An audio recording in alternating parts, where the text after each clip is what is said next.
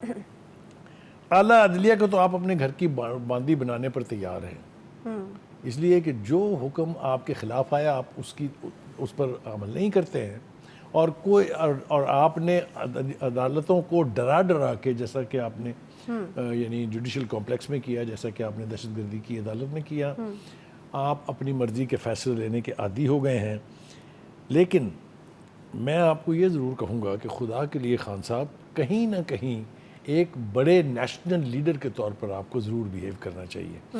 ہم اس پر بعد میں آئیں گے کہ ماضی میں جو پارٹیوں کے لیڈر ہوتے تھے، چاہے وہ نواز شریف تھے، چاہے وہ عاصم زرداری تھے، چاہے وہ بے نظیر بھٹو صاحبہ تھی، انہوں نے کس جرت کے ساتھ، اور ایون بھٹو جرت کے ساتھ اس وقت کی جو بھی اسٹیبلشمنٹ تھی، چاہے وہ ملٹری ڈکٹیٹرشپ تھی، چاہے وہ سویلین ڈکٹیٹرشپ تھی، ان کا سامنا کیا اور گریسفلی عدالتوں کے احترام کو اور اس کی جو یعنی جو اس کی جو فضیلت ہے، جو اس کا سٹیٹس ہے، اس کو جو وقار کو کبھی مجروح نہیں کیا۔ یہ بھی ہو گیا جناب۔ اب ایک بات اور مجھے عرض کرنی ہے، وہ یہ ہے کہ آپ کو ایک سرٹیفکیٹ ملا تھا صادق اور امید ہونے کا، آپ کو بھی یاد ہونا چاہیے، جی بالکل، جس کو اتنا بیچا پی ٹی آئی نے اور خود آپ نے سرکار کہ لوگوں کو بس آلموسٹ یقین آ گیا تھا کہ آپ واقعتاً صادق اور امین ہیں۔ مگر وہ انٹرویو جن کا آپ نے تذکرہ فرمایا ہے، 2 انٹرویو آئے ہیں، ان میں سے ایک ثاقب نثار صاحب ہیں جو یہ اب مان رہے ہیں کہ مجھ سے غلط فیصلے ہوئے۔ غور سے سنیے، جملہ پھر کہہ رہا ہوں آپ کے لیے نہیں، ناظرین کے لیے، کہ مجھ سے غلط فیصلے ہوئے ہیں اور میں نے ہر چیز کے لیے ان کو صادق اور امین قرار نہیں دیا تھا۔ It is a loaded statement Ayesha, I hope you یہ بہت بڑا کنفیشن ہے۔ یہ کنفیشن جو ہے نا، یہ بلا وجہ نہیں۔ وہ یہ بھی کہتے ہیں کہ وہ شخص جو آج عدالتوں پر حملہ آور ہو رہا ہے، ثاقب نثار کہہ رہے ہیں، میں یا آپ نہیں، وہ کبھی اسی عدلیہ کا لاڈلا رہا ہے۔ It is also another loaded statement، سمجھ رہی ہیں نا آپ؟ ایک سابقہ chief justice of supreme court کہہ رہا ہے کہ آج آپ حملہ آور ہو رہے ہیں جن عدالتوں پر، انہی عدالتوں کے آپ لاڈلے رہے ہیں۔ ٹھیک ہو گیا جناب؟ اور ایک جو جھوٹ بولا ہے ثاقب نثار صاحب نے بہت ہی معذرت کے ساتھ، کون سا جج ہے جو یہ کہہ سکتا ہے کہ میں فیض امید کو نہیں جانتا کون ہے؟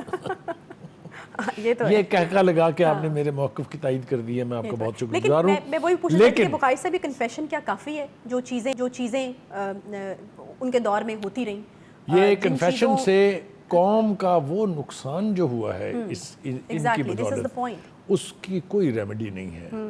نہ کوئی پچھلے 4 سال کی تباہ کاریوں کو انڈو کر سکتا ہے، نہ ہونے والے غلط فیصلوں کو کوئی تبدیل کر سکتا ہے۔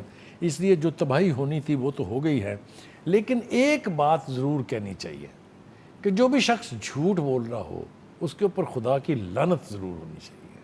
یہ تو کم از کم ایک مسلمان کے طور پہ میں وہ یعنی خواہش کر سکتا ہوں۔ دوسری بات یہ ہے کہ ابھی بین لگ گیا ہے، آپ کو پتہ ہے، عمران خان صاحب کی تقریروں پر، ان کے بیانات پر، ان کی فوٹیج پر بڑی لیدے ہو رہی ہے۔ آزادی اظہار رائے تو بالکل درست ہے، لیکن آزادی اظہار رائے اگر ملک کی سلامتی کے لیے خطرہ پیدا کر دے تو ایسی آزادی رائے، اور یہ کل کی ان کی تقریر کے بعد ہی لگا ہے یہ بین، جس کے اندر یہ بالکل نہیں ہونا چاہیے، کیونکہ اگر آپ نے وہ تقریر سنی ہے، جو کہ مجھے انفارچونیٹلی میں نے سنی ہے، کاش میں نہ سنتا وہ، اس میں جو کچھ انہوں نے کہا وہ ٹوٹلی انگارڈڈ ہے، وہ ٹوٹلی افینس ہے، اور اس قسم کی اگر گفتگو کی اجازت دی گئی تو کیا ہوگا؟ خان صاحب آپ تو شاید بچ نکلیں گے، لیکن باقی کے سیاستدان بھی پھر وہی کچھ کریں گے جو آپ کر رہے ہیں۔ آج اچھا ہوا کہ وہ خارج ہو گئی جو درخواست تھی مریم نواز کے خلاف کہ جی انہوں نے عدلیہ کی توہین کے لیے آواز، لیکن یہ راستہ کس نے دکھایا ان کو؟ یہ مجھے بتائیے، کبھی یہ لب و لہجہ رہا ہے ماضی میں مریم نواز کا یا نواز شریف کا؟ ایمانداری سے بتائیں۔ میں نے تو یہ سوال آپ سے پچھلے ایک پروگرام میں بھی کیا تھا کہ بخاری صاحب کیوں ہم ایک ایسا لہجہ یا ایک ایسی ٹون یا اس طریقے کی باتیں سن رہے ہیں جو کہ مسلم لیگ نون اس حوالے سے نہیں پہچانی جاتی، یا وہاں سے کبھی اس طرح کی جو چیزیں بہت ہارش قسم کے سٹیٹمنٹس جو ہیں وہاں سے نہیں آئے، تو کیا لوگوں میں ایکسیپٹیبلٹیز کی بڑھ گئی ہے، یا پھر ان کو لگ رہا ہے کہ اب طریقہ ہی ہے یہ لوگوں کو اپنی بات بتانے کا، کیونکہ اب یہ اس روش نے شاید کچھ کام کیا ہو شروع میں، لیکن اب لوگ جو ہیں they have become wiser، اب لوگ بے وقوف نہیں ہیں۔ آپ جس تسلسل سے اور جس گھمبیر انداز میں اداروں پر الزام تراشی کر رہے ہیں اس کو سبسٹنشیٹ کرنے کا آپ کے پاس کوئی ثبوت نہیں ہے. کسی کو آپ ڈرٹی ہیری پکار رہے ہیں, کسی کو آپ کچھ کر رہے ہیں, کسی کو آپ کچھ کر رہے ہیں وداؤٹ اینی سبسٹنشیشن. آپ نے کہا مارنے والے 3 تھے, جے آئی ٹی کہتی ہے مارنے والا 1 تھا, آپ کہتے ہیں جی 3 طرف سے گولیاں آئی تھی, ایک بندہ کہہ رہا ہے میں نے مارا ہے, میں نے فائر کی ہیں. آپ ہیں کیا چیز بھائی, خدا کے لیے کچھ اداروں کو اپنا کام تو کرنے دیں. آپ تو چاہتے یہ ہیں کہ ہر شخص جو کسی بھی عہدے پر فائز ہو اس کو صرف عمران خان کا انٹرسٹ لک آفٹر کرنا چاہیے. انسانوں اور لیڈروں سے زیادہ اہم ملک کی مفاد ہوتا ہے.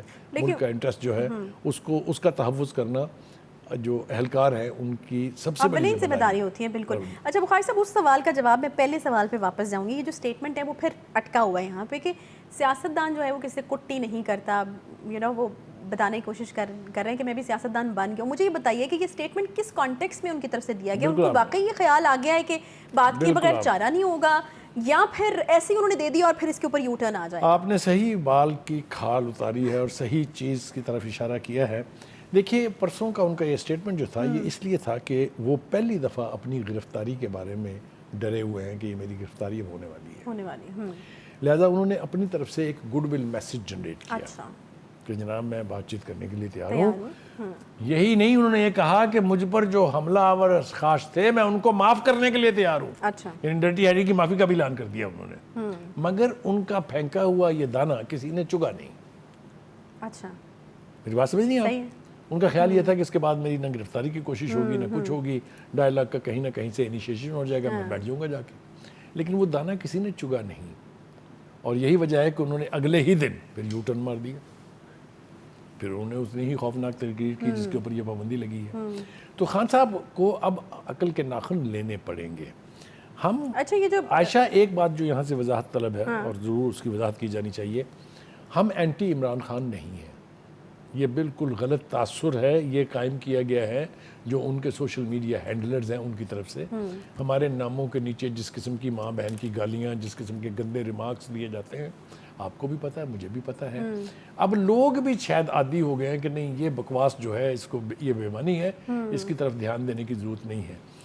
ہم کسی کے دشمن نہیں ہیں, نہ ہمارا کوئی ایسا دوست ہے جس کی خاطر ہم یہاں بیٹھ کے اس کا انٹرسٹ سرو کریں گے. ہم جرنلسٹ ہی نہیں اگر ہم پارٹی ایفیلیشن میں اندھے ہو جائیں, لیکن ہم تب بھی جرنلسٹ نہیں ہیں کہ ہم دیکھ رہے ہوں کہ ایک طرف غلط ہو رہا ہے اور اس کے اوپر ہم آنکھ بند کر لیں اور خاموش ہو جائیں. لیکن میرا خیال ہے کہ میں بالکل سامنے بیٹھی ہوتی ہوں اور چونکہ 1-on-1 گفتگو ہو رہی ہوتی ہے, تو میں نے مطلب بخاری صاحب نے جتنی تنقید مہنگائی کے اوپر کی ہے, جس طریقے سے جو انفلیشن ہو رہی ہے, ریٹس بڑھ رہے ہیں, سب چیزیں, تو مطلب اگر کوئی چیز غلط ہوتی ہے تو اس کے اوپر تنقید بھی اور کوئی بھی اسی طریقے سے ہوتی ہے, وہ کوئی ایک پارٹی کی سائڈ لینے والی بات نہیں.